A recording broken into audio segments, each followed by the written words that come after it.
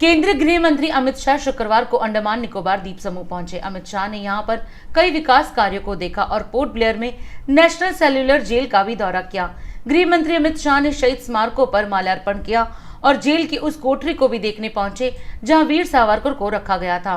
गृह मंत्री अमित शाह ने कहा कि आज दूसरी बार मुझे आजादी के तीर्थ स्थल पर आने का मौका मिला है। मैं जब जब यहाँ आता हूँ एक नई ऊर्जा और प्रेरणा को प्राप्त करता हूँ। अमित शाह ने इस मौके पर वीर सावरकर को भी याद किया और कहा कि सावरकर जी कहते थे कि देश भर के लोगों के लिए अंग्रेजों द्वारा बनाई गई ये सेल्यूलर जेल सबसे बड़ा तीर्थ स्थान है। ये तीर्थों में महातीर्थ है जहाँ आजादी की ज्योति को प्रज्वलित करने के लिए अनेकों लोगों ने बलिदान दिए हैं। आज दूसरी बार मेरे जीवन में मुझे आजादी के तीर्थ स्थल पर आने का मौका मिला है। मैं जब जब यहां आता हूं एक नई ऊर्जा और प्रेरणा प्राप्त कर कर वापिस जाता हूं,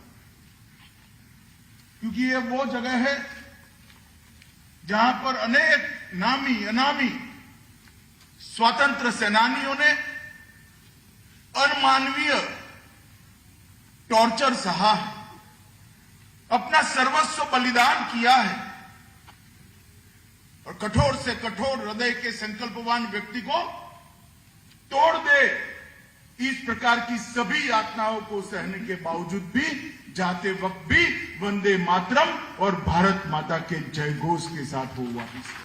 और आज स्वतंत्रता आंदोलन की तपोस्थली पर, संकल्प स्थली पर जब मैं आया हूं तब सबसे पहले अनेक 1000 से ज्यादा स्वतंत्र सेनानियों के बलिदान और उनके संकल्प को बहुत सम्मान के साथ नमन कर कर मेरी बात की मैं शुरुआत करना चाहता हूं।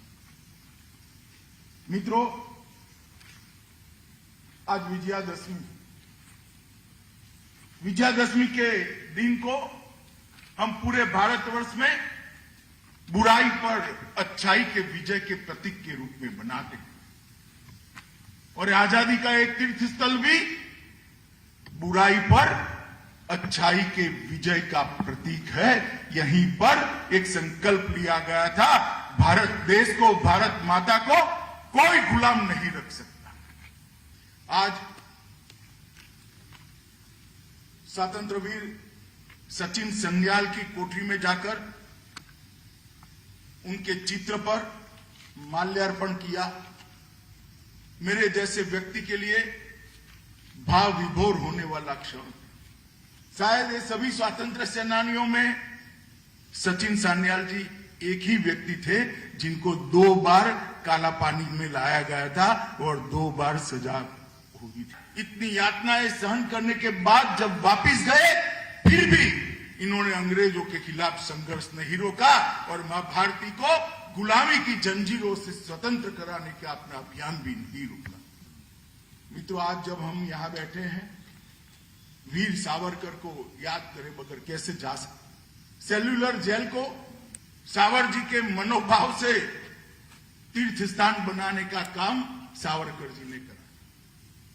उन्होंने पूरी दुनिया में एक संदेश दिया कि कितने भी जुर्म कर लो, कितनी भी यातनाएं दे दो, कितने भी अमानवीय बर्ताव कर लो, मगर मेरे अधिकार को आप रोक नहीं सकते और मेरे देश को स्वतंत्र करने का मेरा अधिकार है, ये जन्मसिद्ध अधिकार है। इसकी सिद्धि यहां वीर सावरकर ने करी। यहां से मैं पूरे देश के युवाओं को कहना चाहता हूं कि हम आजादी के बाद ही जन्मे, हमें आजादी के लिए मरने का मौका तो नहीं मिला, देश के लिए मरने का मौका नहीं मिला, मगर क्या हम देश के लिए जी सकते हैं, देश के लिए जीने का निर्णय कर सकते हैं? और अगर ये निर्णय हम करना चाहते हैं तो आजादी के अमृत महोत्सव के वर्ष के अलावे कोई अच्छा मौका हो नहीं सकता और इस सेल्यूलर जेल के अलावे कोई अच्छा स्थान हो नहीं सकता।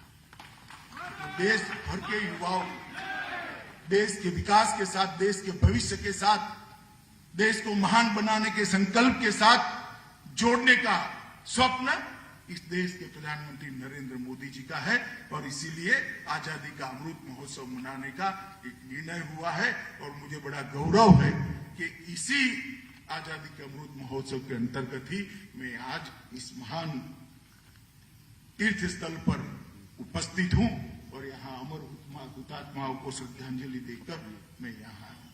मित्रों, आज मैं फिर से एक बार यहाँ जाने अनजाने अनेक हुतात्माओं और देश भर में जिन्होंने आजादी के लड़ते लड़ते अपना जीवन का सर्वश्रेष्ठ काल समर्पित किया मां भारती के चरणों में, और कुछ लोगों ने अपना पूरा जीवन ही बलिदान कर दिया। कई लोग अपनी पढ़ाई लिखाई छोड़कर आजादी के आंदोलन में लगे, अपनी पूरी भविष्य, अपना पूरा कैरियर भारत मां के चरणों में समर्पित किया। उन सभी के बलिदान और समर्पण को मैं नमन करता हूं।